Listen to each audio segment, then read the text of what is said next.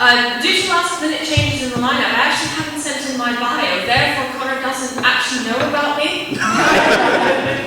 As Connor says, I am half of Kent Poetry CIC.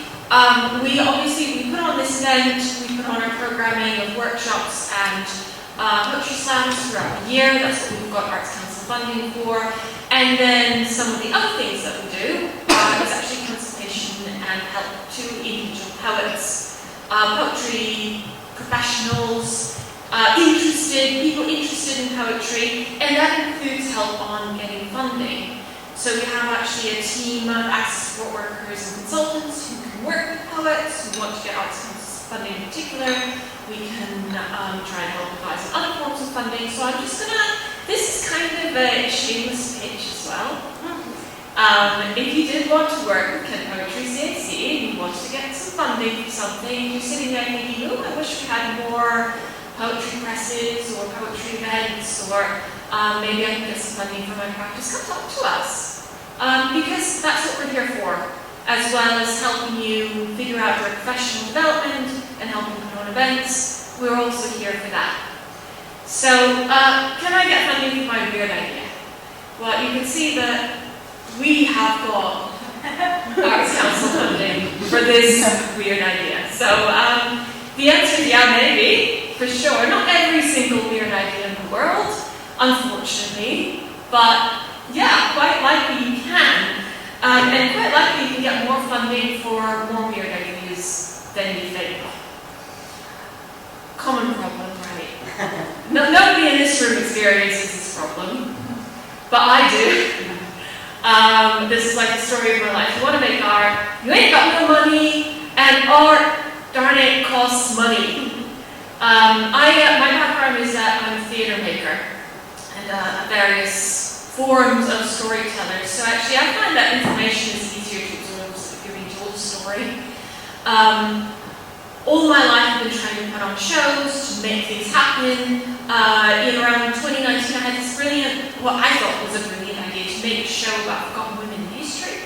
And about the outrageous women who did piracy and stabbed people with swords. I was like, that's cool. And wouldn't it be fun? And wouldn't it be fun if you had costume? And wouldn't it be fun if you put it on in all sorts of interesting venues? And wouldn't it be fun if you toured it? And wouldn't it be fun if you went and you got research from sources that are really hard to research? You had exclusive information. That would all be fun. And that all, darn it, costs money. And I ain't got none. So what do you do in that situation? You've got an idea and you want to make it happen. Maybe you'll apply for funding. Most people who I talked to about applying for any kind of funding are feeling a little bit like, ooh, if they haven't done it before. Actually, I should ask, how many of us are familiar? How many of us have applied for funding? Yeah, not everybody here. Not everybody. What's stopping people from applying for funding? And I think it's really useful to go through some myth busting around funding, because there are some common internal barriers that I hear about, things that are stopping people when it comes to applying for funding, that I hear over and over again, and I call some of these non-problems. Not to gaslight you. I believe you if you tell me that you feel that this is a problem. I believe that you have a feeling about it. It just might not be as big a problem as it seems. So these are some common misconceptions that I hear from people who are thinking about funding, or maybe have an idea that would, I think, really go. They'll come to me and they say, funding just isn't for people like me. And what I find really, really curious about that is that I hear it from across the board.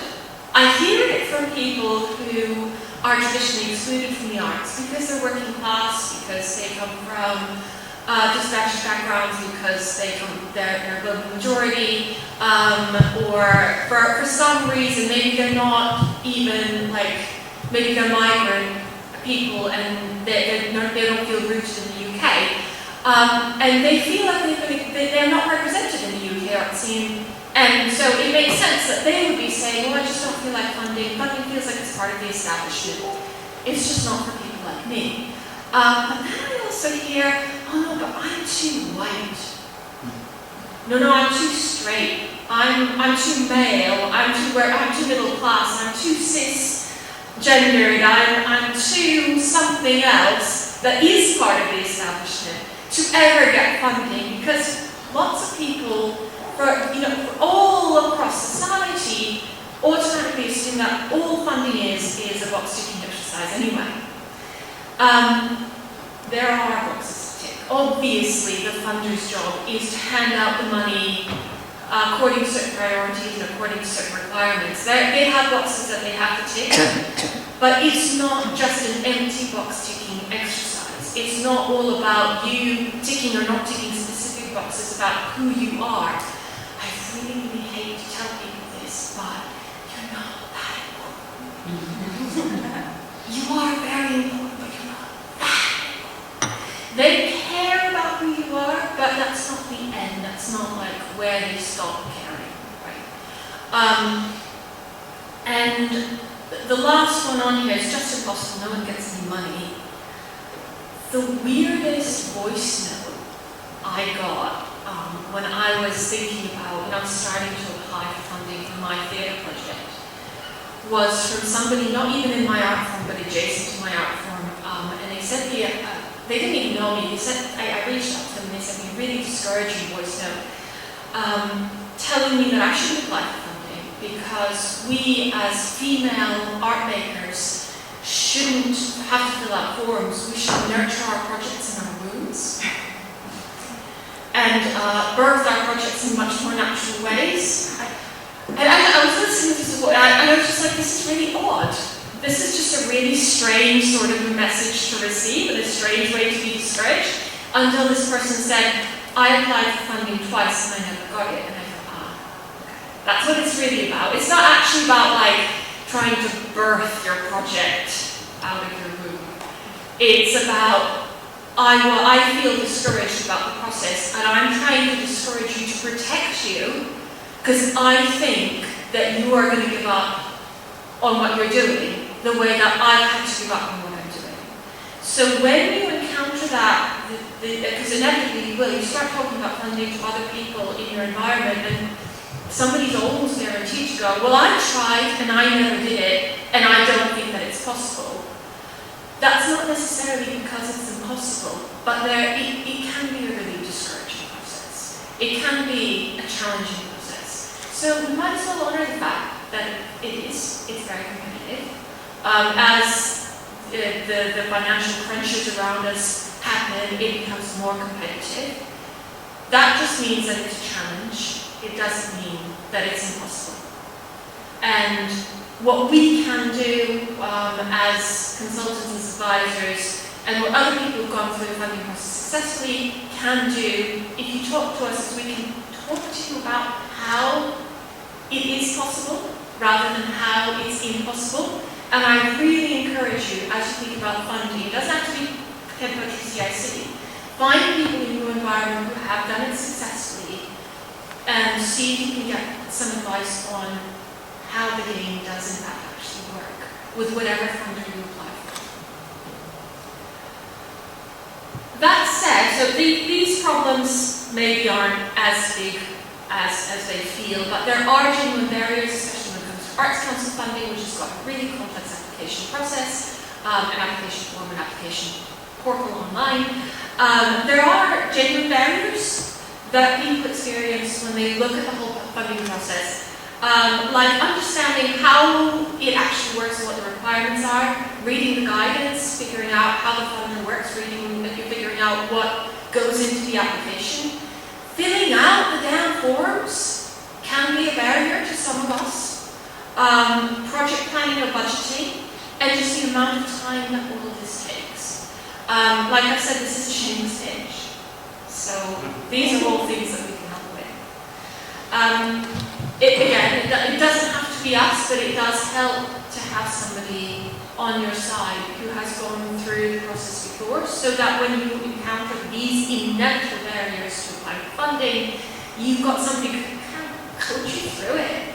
This is how the form works. And here's the amount of time that it takes to fill it out. That's really useful to have.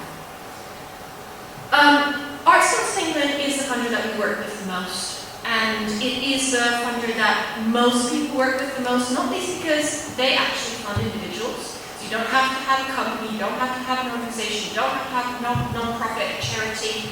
When you get into other funders, trusts, foundations, lots of them don't fund individuals, which is bad news for us individual practitioners, poets, because lots of us are just individuals working on our practice. The way that, the things that we think about when it comes to Arts Council funding, so what are they actually giving out the funding for? They're giving out public money, and the idea is that the public money has to benefit the public. It's a radical idea, right? Absolutely radical. So on the far side there, I've got actually basically the three outcomes very, very well down. The Arts Council strategy, if you look at it online, we'll talk at length about the outcomes they're looking for. That's what they want to create over 10 years with their funding, what outcomes they want from all the money that they spend in the whole country. And the first one talks about people actually participating in the arts. So if you've got a project or a practice, this is where you need to start having like your ears turning about, is anybody from the public actually participating in it? It's okay if they're not, because there's lots of these different like outcomes that you can hit in lots of different ways. Especially they're focused on the children and young people, not exclusively, but that is a plus.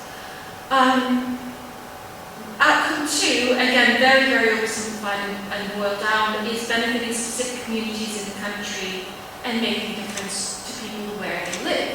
So if you've got a festival that centers around a particular place, if you've got a practice that benefits a particular place, that's very well within that outcome. And then outcome three, changing the changing face of the UK arts, is about basically making the arts in the UK more diverse, helping people to enter the arts professionally who may otherwise not be able to enter the arts professionally, and also raising the profile of the UK internationally. If you're going to tour internationally, if you're going to work with international partners, and as a result, people are going to be looking at it going, wow, what an incredible poetry scene they've got over there in England. Arts Council England's like, yeah, we want that. And then on this side, I've put, these aren't outright Arts Council priorities, but rather things I sometimes ask people to think about as they're putting together a project or a diversity grant, is whether your project benefits underserved communities. So any government funder, the Arts Council in particular, they've got a kind of responsibility to really put the money where it matters. Does your idea benefit in any way any kind of underserved community, whether that's socioeconomically or diverse communities who have historically been excluded from the arts, communities who face barriers? Are you helping somebody who actually really needs it? They are interested in ambitious projects, so that is actually one of their investment principles if you look at their strategy. It's not just we're going to do a tiny little thing and then we're going to drop it. They want something that's going to grow over time and make a big difference. That's where they want to be putting the money. So if you're sitting and thinking about small arts projects, because you're worried that the Arts Council isn't going to fund something ambitious, it's actually the opposite. Go bigger. Make bigger plans, get in touch with bigger partners, think about bigger impact, because that's where they want to funnel the money. That will play to their outcomes and their strategy better. And then creating opportunities. Are you creating opportunities for anybody other than yourself? That's a biggie. That's a biggie. The Arts Council, when they changed this strategy, every 10 years they change their strategy. So when they changed from the last strategy to this strategy, we noticed that it was a lot more like, less to do with me the applicant, and more to do with us. Us, the community, us, the team that's working on the project, us as a country, as an industry, as a field in the arts. It's much more about, are we opening doors for each other? And if you can do that with your project, that's a good thing. That's a plus.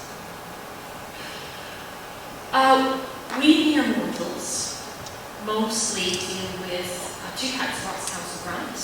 There are more types of Arts Council grants, but they're not probably relevant to most of us. DYCPs, Develop Your Creative Practice, which, by the way, there is a round open at the moment for Develop Your Creative Practice grant. If you were thinking of getting one in, this is a good time to think about one. DYCPs are a grant which is for individual artists for the most part, and they're there to fund your practice. Not a project, but you as an artist, as a person who goes up to £12,000. It is massively competitive. It's really hard. But that's a challenge, not an impossibility. We acknowledge that and we try anyway. And people do get them. £12,000 to work on your practice is not a bad thing. It's worth it. The form for this one's quite simple as well. You've only got 3 questions to answer, and a budget and a timeline to submit. So they're well worth applying to. And then project grants. So most of us will be talking about under 30k project grants, which is like the entry-level project grants. They're funded by the National Lottery. That is what is paying for this event right now, including the teas and coffees and biscuits, and the chairs, and our presence in the room, and this talk. Isn't it great? We have got an under 30k project grant funding this. They are about a specific project. That's the main difference between these two grants. The DYCP is funding you as an artist, and the project grant is funding a project.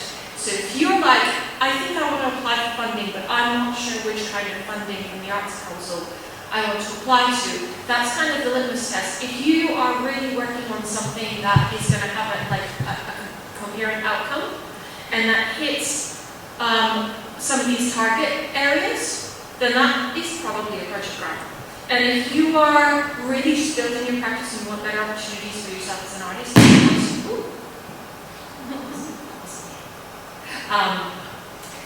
and you want to just have the opportunity to make a project down the line, then you're probably talking about a DYCP development creative practice grant.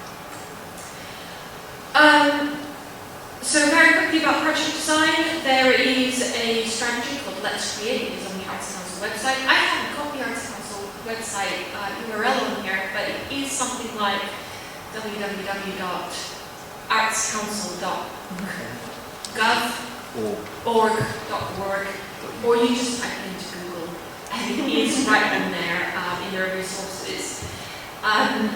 I've mentioned this bit, so I'm not going to go right into it, but there are 3 outcomes, which are creative people, cultural communities, creative cultural country.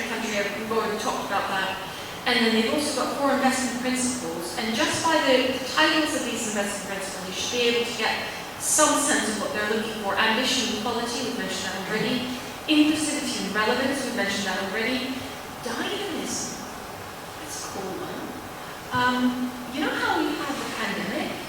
Notice that? And you know how we had Brexit? And that screwed everything up, if you've noticed. And now we've got the cost of living crisis, and that's screwing everything up, if you've noticed. Things keep happening, and we have to keep finding ways to adjust. So what they want to do is invest in organizations or artists, practices that are going to be able to adjust, or helping to fund them to create ways of working that are going to be dynamic and be able to adjust, which is quite sensible, I think. And environmental responsibility. So if you've got a project around environmental responsibility or environmental awareness, that you're probably playing into that investment principle. These are some sorts of questions that we might ask you, or if you have something coaching, keep pitching yourselves. You have to, but you don't have to. You might ask yourself, if you're trying to put together an arts council grant, how does this further your career? That's a question people forget to ask themselves. Because they're going, oh, it's public funding, it should all be for the public. Well, we do also care about your career. And the Arts Council does want to fund your growth. Will you be a better artist at the end of it? Will you have stronger practice at the end of it? Will you be more dynamic at the end of it? You can fund equipment. And alongside equipment, also like your mental, like your practice equipment, I guess, your tools and techniques that you have in yourself. What are you going to have at the end of this grant that you can apply long term? Are you going to have new skills? Are you going to have a camera? Are you going to have new partners? What equips you to go further in your career as a result of this grant? Does it benefit the place you're working with? No? That's okay. Does it benefit the community you're working with? Or does it benefit the people around you in some way? Oh my gosh, this is shifted. Sorry guys. It was fine in my document. Playing the long game, an example journey. So I said I might tell you a little story. So following that very discouraging voice note that I received from a fellow artist saying that we have to birth our projects out of our wombs, I did actually decide to apply for funding for my crazy idea to tour project around women. I submitted DYCP 2021 and it got knocked back. I went, no problem, I'll just do it again. I submitted DYCP 2021 again and it got knocked back again. And because you're only allowed to submit 2 DYCPs within a certain period, that was it for DYCPs. I took a year to actually create the show and redevelop the idea. Submitted a project grant in 2023. It was accepted, and I did actually end up making, I just closed out that Arts Council grant with that show.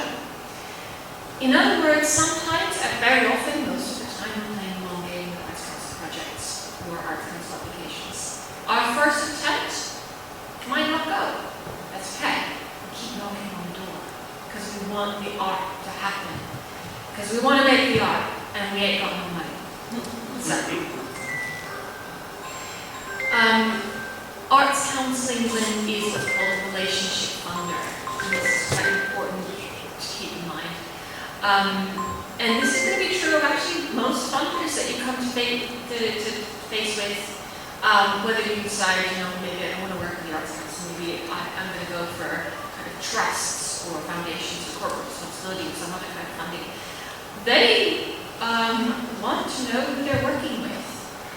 It's really hard to just chuck money at people and hope for the best, because there's not a lot of that money around.